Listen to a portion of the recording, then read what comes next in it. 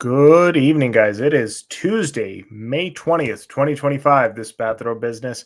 I'm George Yoganov. I got my decaf coffee and I got the news. So it's going to be a lot of talk about cars today. My brother would be proud or jealous. Maybe I'm infringing on his turf. He does have an amazing YouTube channel, Backseat Driver. I will post the link in the description below. You should check it out. He does amazing car reviews, amazing car news.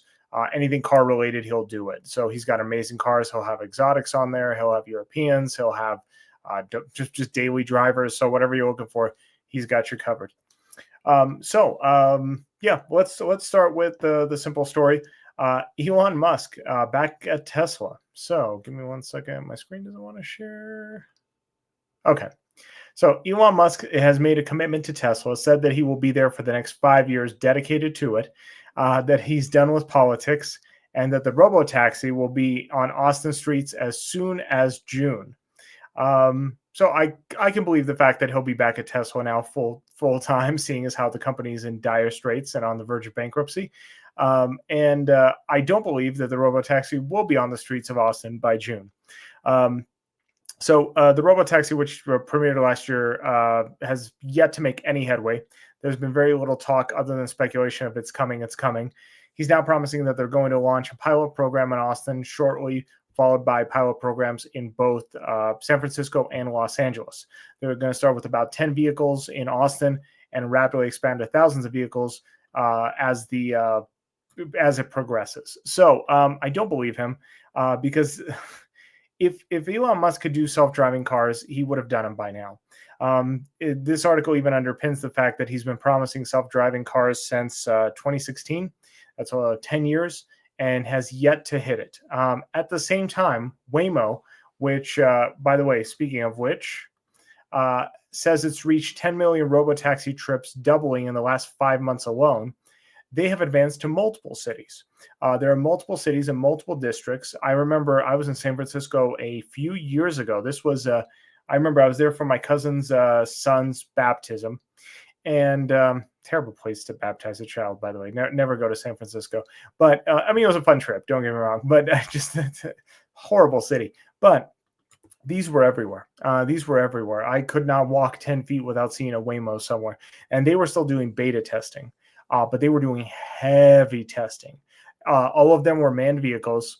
They were constantly running left to right. I remember on the way back to the airport, in fact, we drove back through a warehouse district, and I literally saw a warehouse of these things just standing there on a daily basis. They would just be going out. So Waymo's invested a ton of money and resources. Waymo, of course, is Alphabet. It's Google. But they've invested heavy infrastructure into this in order to get self-driving taxis to work. They've been doing this for like almost 10 years now. Elon Musk has made a lot of promises, but hasn't actually done anything. Another reason that I don't think that this is going to happen is just technology alone. I don't think that Tesla has the technology that Waymo has built up.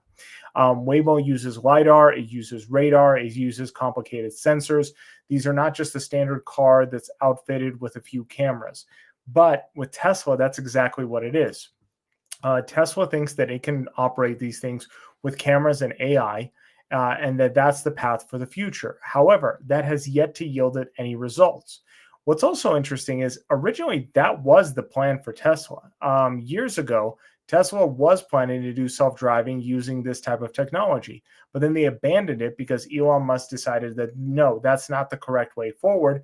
It was through this AI system, which has yet to yield any results.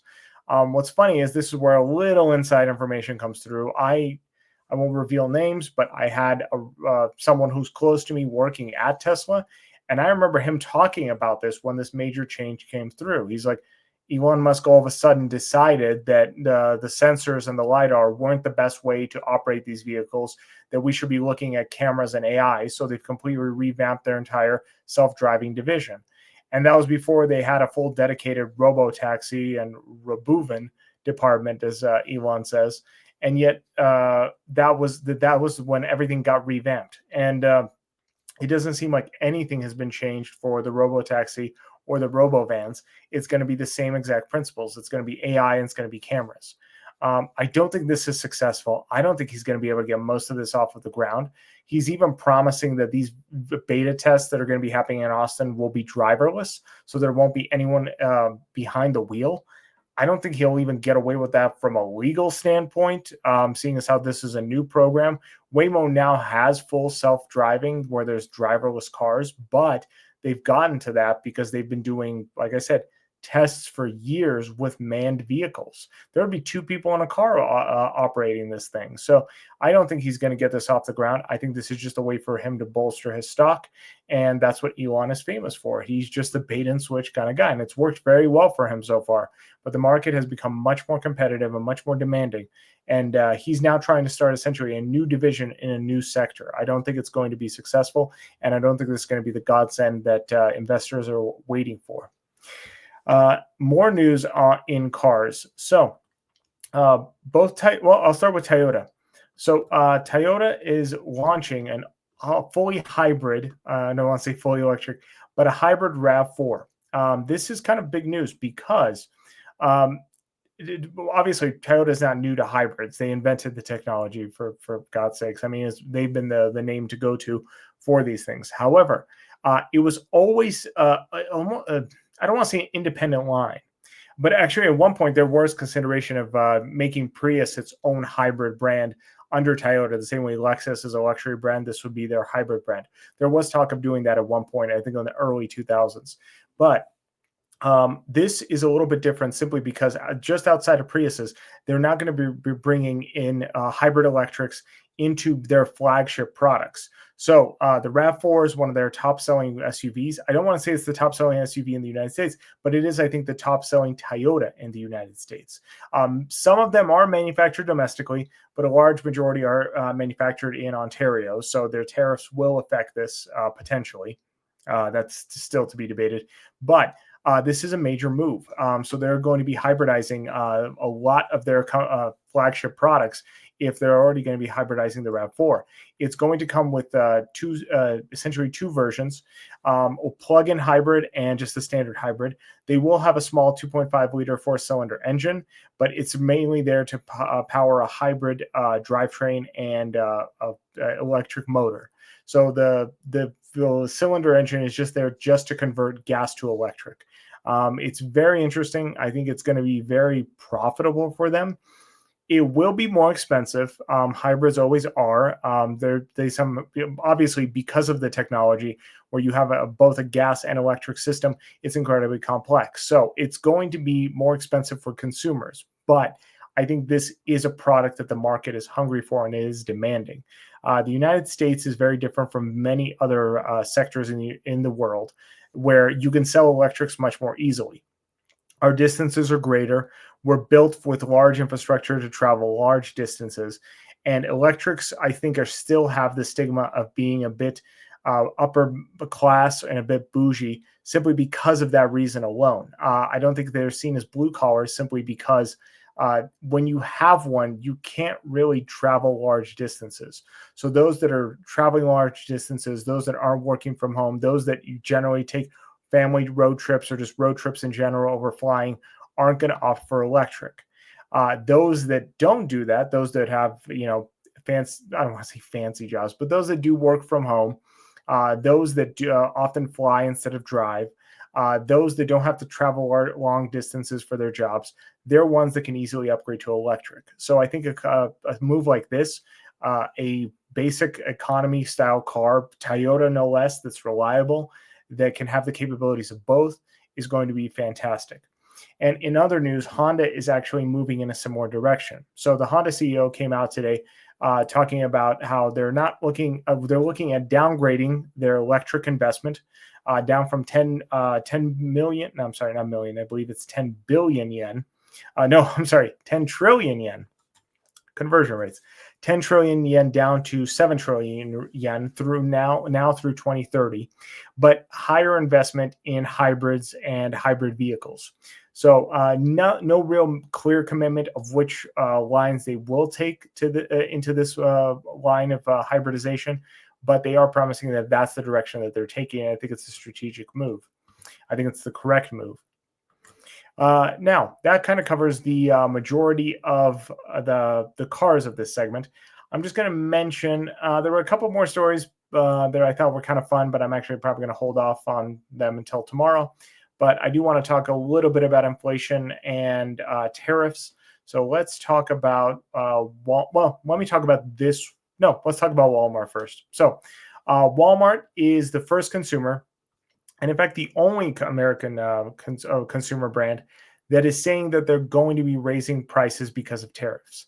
Now, they're being very vague on what's going to happen. And this isn't a new story. We reported on this last week as well. It's becoming a little bit more clear. But so far, they're the only American retailer that is going to be raising prices because of tariffs. They're still being vague on what sectors that's going to affect, but they're saying that it's coming because their profit margins are simply too slim.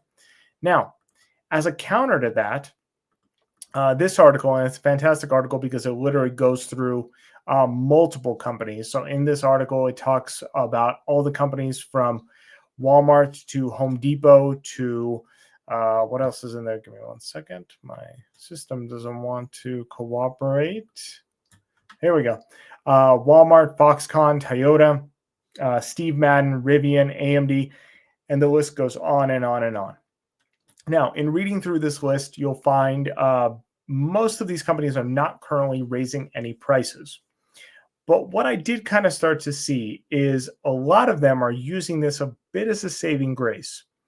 Now, why I say that is consumer spending is still strong. We saw that in the latest reports.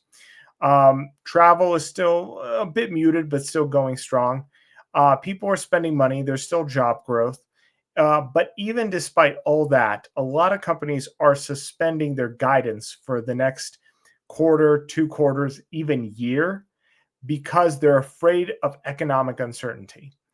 That's very interesting because there's companies in this list that just do not make any sense. I'd like to underpin a couple of them. One of them is Rivian, a company that my brother will tell you is very underrated, and he's probably right.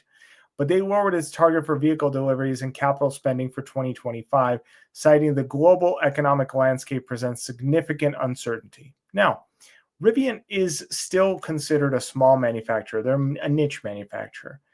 But they faced a little bit of economic turmoil and a bit of struggle in the market because their cars just aren't selling. So it seems a bit opportunistic that, we can't promise deliveries and we can't promise guidance to our shareholders because, the economic climate is so uncertain. But okay, perhaps I'll give it to them.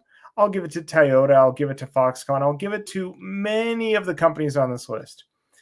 But there's one that kind of blew the lid off for all of this, which made me think, yeah, this is just a cop-out, which it's their liberty to take. Obviously, these companies can do it. But I think a lot of them are using these tariffs as a scapegoat so that they don't have to meet Wall Street expectations, which, again, not a bad thing. But that's what I think is entirely going on. I think a lot of this chatter with these companies is the fact that they just don't want to take accountability for bad quarters. They want a scapegoat. Now, the name on this list that really blew the lid for me was this one right here. I'm going to blow up the screen. It's Ferrari. So Ferrari is saying that they're afraid of the economic outlook because people might not buy their cars because of tariffs. That has got to be one of the dumbest things I've ever heard. No one in the history of Ferrari has ever gone to Ferrari and said, how much is your car? 250,000. Perfect. Wait, there's going to be a 10% tariff on it. Oh no, now I can't get it. Woe is me. That has never effing happened in history. That is such a cop-out. Ferrari is a recession-proof brand because nobody buys Ferraris except those people that already have Ferraris, so that they're already established as a consumer, and Saudi sheiks, essentially. Nobody is going to turn down Ferrari simply based off of the fact that tariffs have gone up. If anything, it strengthens the brand because it makes it more exclusive and raises the price point for most consumers. And so that's why after reading through these articles and some of these points that a lot of these companies are making, I think it's just a cop-out. I think it's an absolute cop-out. I think things are much better than they seem. but these companies are actually just doing this so that they can underperform and then come back and have strong quarters and raise their stock prices. So I don't believe any of it. I think it's all fugazi. I've taken a few controversial takes on tariffs in my last few videos because I think that the last few inflation reports have kind of sided heavily with Trump. So I am kind of changing my tune. You can call me a flip-flop if you want, but I think the data is there. And I think that a lot of these companies are just using it as a cop-out. So that's pretty much it. That's the video of the day. I hope you guys have a fantastic Wednesday, and I will see you guys back here tomorrow.